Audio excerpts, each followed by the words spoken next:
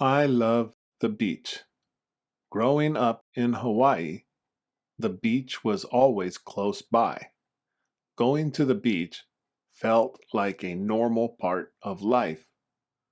I always walked barefoot on the sand. The water was always there, and I could jump in whenever I wanted. I never thought about it much. It was just how things were. In Japan, beaches are different. They are still beautiful, but the sand is not as soft. It's a little darker, a little coarser. In July, my wife and I took a day trip to Atami. We brought Sandy with us.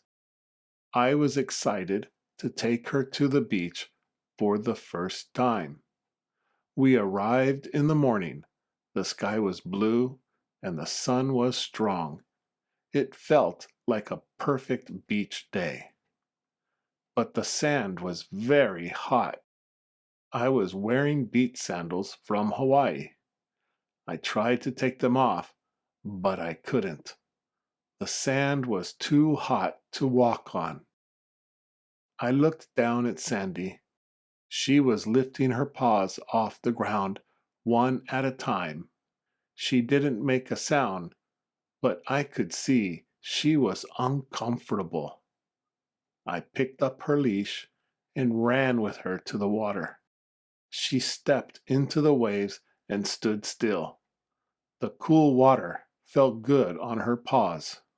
We found a spot close to the water and put down our beach towel.